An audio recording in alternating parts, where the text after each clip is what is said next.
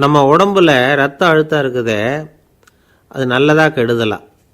உடனே அது கெடுதல்னு தான் சொல்லுவோம். ஆனால் உண்மை அது இல்லை. இயற்கையாக உள்ள ரத்த அழுத்தம் நம்ம உடம்புக்கு தேவையான ஒன்று. அந்த அழுத்தம் அதிகமாக போனால் தான் கெடுதல். அதை தான் நாம் பிபின்னு சொல்கிறோம். ஆனால் அது உண்மையிலேயே உயர் ரத்த அழுத்தம், ஹைப்பர் டென்ஷன். இதயம்ங்கிறது ஓயாமல் வேலை செஞ்சுக்கிட்டு இருக்கிற ஒரு பம்பு. இதயம் சுருங்கி ரத்தத்தை பம்பு செய்கிறப்போ ரத்த அழுத்தம் கூடுதலாக இருக்கும். இதுக்கு பேர் சிஸ்டாலிக் பிளட் ப்ரெஷர் அப்படின்னு பேர். இதயம் விரிந்த நிலைக்கு திரும்புகிறப்போ ரத்த அழுத்தமும் குறையுது. இதுக்கு பேர் டயஸ்டாலிக் பிளட் ப்ரெஷர் அப்படின்னு பேர். இப்படி இது மாறி மாறி இருக்கும். இந்த பிபி 140 90 இப்படின்லாம் சொல்கிறாங்கல்ல, இதுதான். சீராக இருக்க வேண்டிய ரத்த அழுத்தம் ஒரு அளவுக்கு மேலே அதிகரிச்சுட்டா ஆபத்து ஆரம்பம்னு அர்த்தம். சரி, இந்த உயர் ரத்த அழுத்தம் உண்டாகிறதுக்கு என்ன காரணம்? இதனால தான் இது வருதுன்னு ஒரு காரணத்தை குறிப்பிட்டு சொல்ல முடியாது.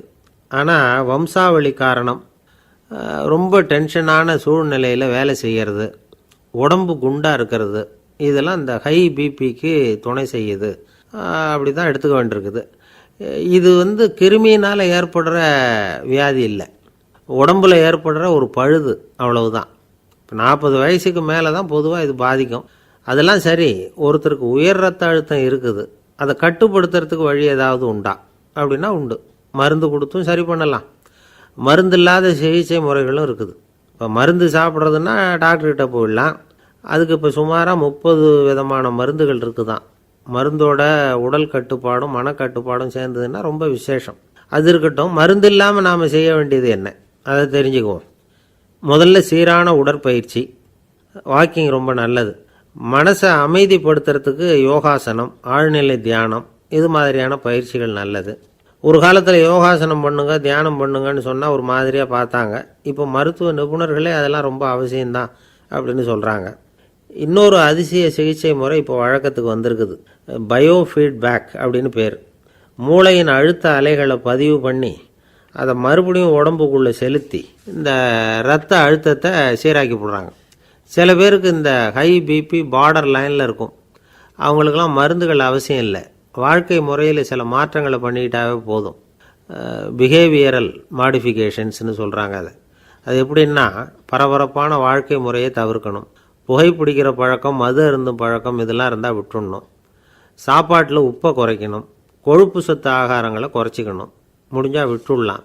குடும்பத்தில் ஏற்கனவே யாருக்காவது ஹை பிபி இருந்தால் சந்ததிகள் ஜாக்கிரதையாக இருக்கணும். நடுத்தர வயசை அடைஞ்சவங்க அப்பப்போ அந்த பிபி செக் பண்ணிக்கிறது நல்லது. டாக்டர் சொல்கிறத நம்மளில் பல பேர் சரியாகவே கேட்கறது இல்லை. அதனால தான் இடைஞ்சல். ஒரு ஆள் பிபின்னு சொல்லி டாக்டர்கிட்ட போனான். உடம்பு குண்டாக இருக்குது, அதை குறைக்கணும், முதல்ல தினமும் உடற்பயிற்சி பண்ணு அப்படின்னார். சரின்னு சொல்லிவிட்டு வந்தான், செஞ்சான். கொஞ்ச நாள் கழித்து மறுபடியும் டாக்டர்கிட்ட போனான். என்னப்பா எக்ஸசைஸ் பண்ணியா அப்படின்னு கேட்டார். தினமும் பண்ணினேன் டாக்டர்னா. என்ன பண்ணேன்னு கேட்டார்.